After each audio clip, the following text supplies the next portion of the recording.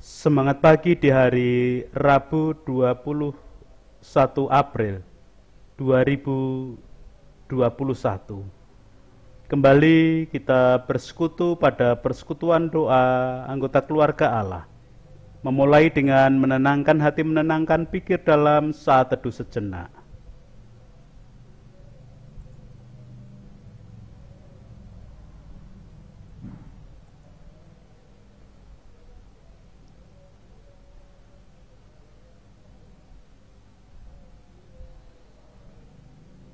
Pertolongan kita hanya berasal dari Allah yang telah menciptakan langit bumi beserta segala isinya. Kasih karunia dan damai sejahtera yang dari Allah Bapa kita dan Tuhan Yesus Kristus ada pada saudara sekalian. Amin. Anggota keluarga Allah, perenungan Sabda hari ini menggunakan tema dan judul renungan dalam ungkapan Jawa, panacat bisa nglempengake laku. Kebetulan hari ini bersamaan dengan peringatan Hari Kartini bagi bangsa dan negara kita. Ada juga sesuatu yang bisa kita pelajari dari peringatan Hari Kartini, bukan hanya sekedar peringatan emansipasi wanita, tetapi bagaimana emansipasi wanita itu diawali dengan dasar bahwa panacat yang diterima oleh kaum wanita kemudian diperjuangkan untuk menjadi benar, untuk diluruskan oleh Raden Ajeng Kartini. Panacat bisa berarti dicela atau dihina. Panacat bisa nglempengake laku berarti celaan atau hinaan untuk memperbaiki atau meluruskan perilaku atau perbuatan. Tentu dicela atau dihina adalah sesuatu yang tidak enak. Siapa sih di antara kita yang mau dicela dan dihina? Tetapi itu semua bergantung dari penerimaan orang yang dicela atau dihina. Jika celaan atau hinaan diterima sebagai sesuatu yang negatif, yang ada hanya sakit hati. Tetapi bagi orang-orang yang berjiwa besar, celaan atau hinaan tersebut bisa menjadi pendorong diri dan tekad untuk memperbaiki dan meluruskan langkah kehidupan. Kalaupun merasa tidak bersalah, mengapa harus dicela dan dihina? Celaan dan hinaan tersebut bisa menjadi dorongan untuk membuktikan bahwa memang tidak bersalah. Tetapi kalaupun kita juga mengakui bahwa celaan dan hinaan itu ada benarnya, memang aku tidak sempurna, aku juga bisa salah. Celaan dan hinaan bisa menjadi pendorong semangat untuk hidup berubah semakin baik. Itu juga yang dilakukan oleh Raden Ajeng Kartini tentang posisi dan kondisi para perempuan pada waktu itu. Para perempuan hanya dianggap konco wingking, suatu yang hina, hanya teman di belakang. Tetapi itu menjadi dorongan untuk merubah pemahaman semakin baik hingga muncul emansipasi wanita yang dilakukan oleh Raden Ajeng Kartini. Anggota keluarga Allah, ke-11 murid pernah dicela dan dihina oleh Yesus sendiri, sang guru. Injil Markus pasal 16 ayat 14 bagian B memberikan keterangan, dan ia, yang dimaksud adalah Yesus, mencela ketidakpercayaan dan kedegilan hati mereka. Oleh karena mereka tidak percaya kepada orang-orang yang telah melihat dia sesudah kebangkitannya. Dalam hal ini, para murid dicela karena ketidakpercayaan mereka dan dihina dengan sebutan degil hati.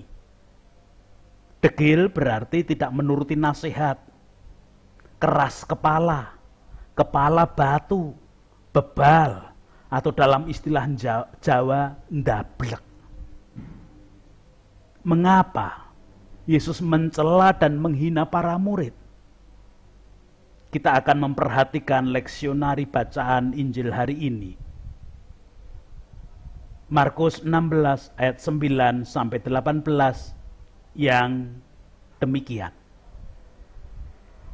Setelah Yesus bangkit pagi-pagi pada hari pertama minggu itu, ia mula-mula menampakkan diri kepada Maria Magdalena. Daripadanya Yesus pernah mengusir 7 setan. Lalu perempuan itu pergi memberitahukannya kepada mereka yang selalu mengiringi Yesus dan yang pada waktu itu sedang berkabung dan menangis. Tetapi ketika mereka mendengar bahwa Yesus hidup dan telah dilihat olehnya, mereka tidak percaya. Sesudah itu, ia menampakkan diri dalam rupa yang lain kepada 2 orang dari mereka ketika keduanya dalam perjalanan keluar kota. Lalu kembalilah mereka dan memberitahukannya kepada teman-teman yang lain. Tetapi kepada mereka pun teman-teman itu tidak percaya.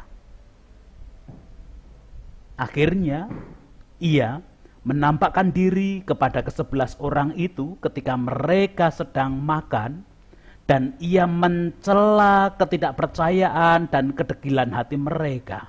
Oleh karena mereka tidak percaya kepada orang-orang yang telah melihat dia sesudah kebangkitannya. Lalu ia berkata kepada mereka, "Pergilah ke seluruh dunia, beritakanlah Injil kepada segala makhluk. Siapa yang percaya dan dibaptis akan diselamatkan, tetapi siapa yang tidak percaya akan dihukum. Tanda-tanda ini akan menyertai orang-orang yang percaya. Mereka akan mengusir setan-setan demi namaku. Mereka akan berbicara dalam bahasa-bahasa yang baru bagi mereka. Mereka akan memegang ular dan sekalipun mereka minum racun maut, mereka tidak akan mendapat celaka. Mereka akan meletakkan tangannya atas orang sakit dan orang itu akan sembuh." Demikian kesaksian Injil Markus 16 ayat 9 sampai 18. Anggota keluarga Allah, para murid dicela dan dihina oleh Yesus karena tidak percaya kepada berita yang dibawa oleh Maria Magdalena dan 2 orang teman para murid. Berita tersebut adalah berita tentang bahwa Yesus telah bangkit dan menampakkan diri. Tentu Yesus tidak asal mencela dan menghina para murid. Yesus mempunyai dasar pasti dan kuat ketika mencela dan menghina para murid. Maka cela dan hinaan Yesus tidak bertujuan untuk menjatuhkan, melainkan membangun agar para murid menjadi benar di dalam iman dan perilaku mereka. Dalam hal ini bisa saja dikatakan bahwa Yesus sebenarnya tidak sedang mencela dan menghina para murid. Yesus hanya menyatakan apa adanya tentang hal yang sedang diwujudkan oleh para murid itu sendiri. Terlebih, Yesus justru melanjutkan kalimat celaan dan hinaan tersebut dengan memberikan perutusan kepada para murid yang tidak percaya dan degil hati tersebut. Kita bisa membayangkan sesuatu yang tidak nyambung,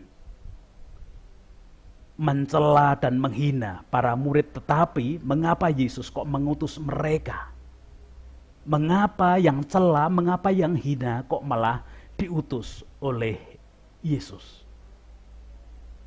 Ayat 15 bacaan kita memberikan kesaksian tentang perutusan itu. Lalu ia berkata kepada mereka, pergilah ke seluruh dunia, beritakanlah Injil kepada segala makhluk.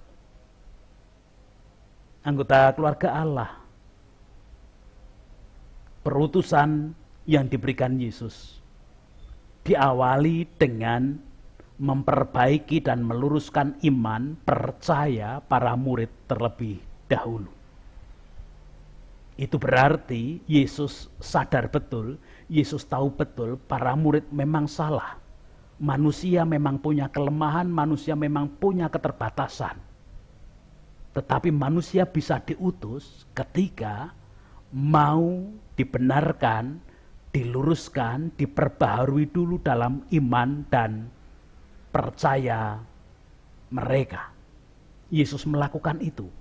Yesus akan mengutus, memberikan perutusan kepada para murid, tetapi mengawali dengan memperbaiki dan meluruskan dengan cara mencela dan dalam istilah Jawa tadi menghina para murid.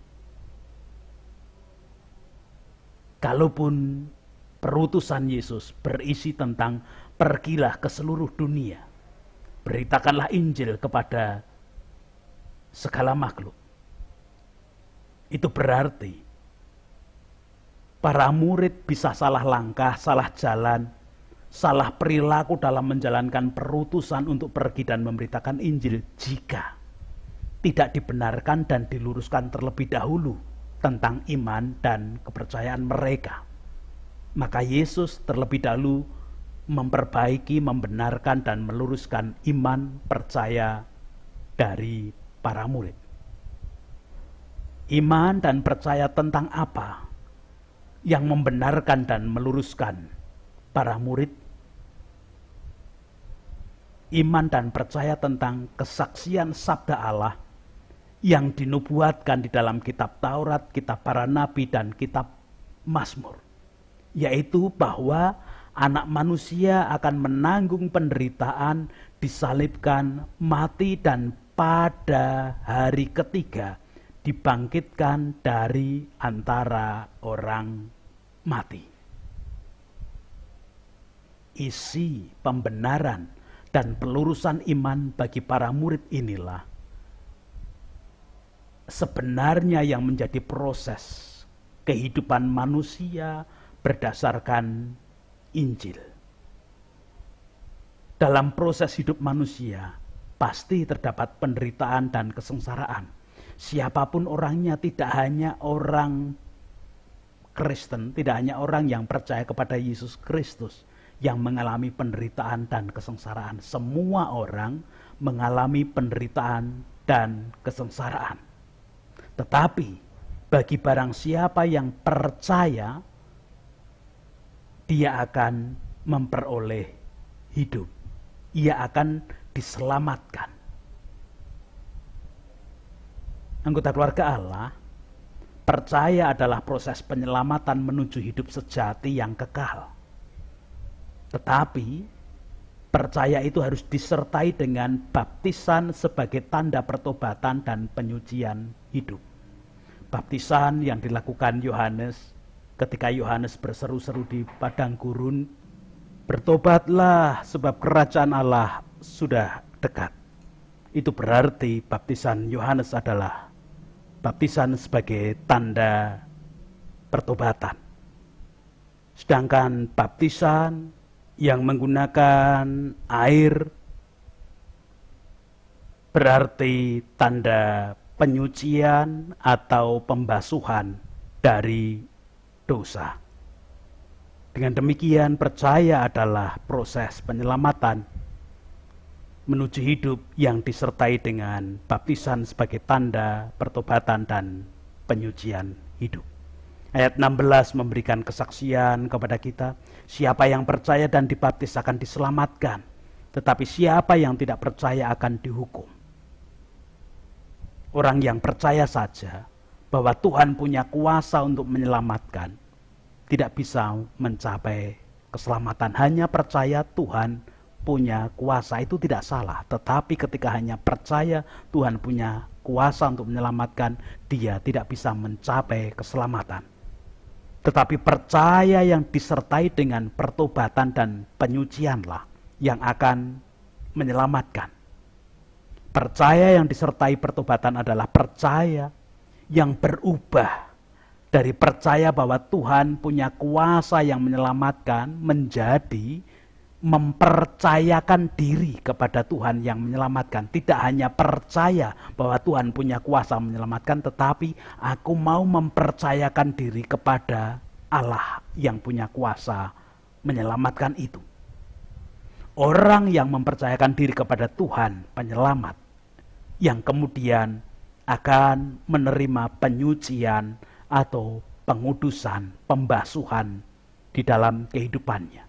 Orang yang dibasuh, disucikan, dikuduskanlah yang akan mendapat keselamatan karena dibebaskan dari hukuman.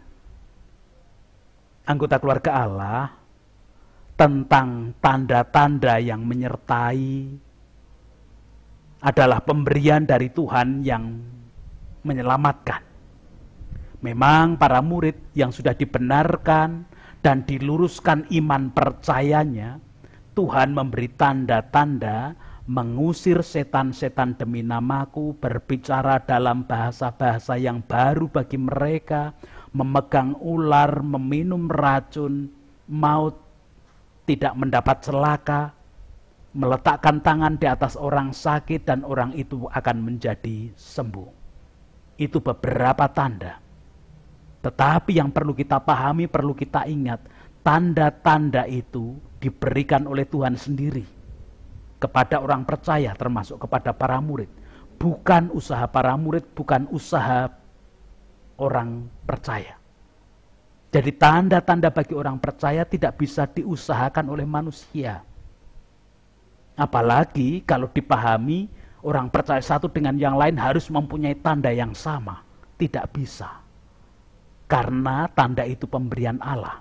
Allah bisa saja memberikan tanda kepada orang percaya yang satu berbicara dalam bahasa-bahasa baru. Kepada orang yang percaya lain bisa mengusir setan.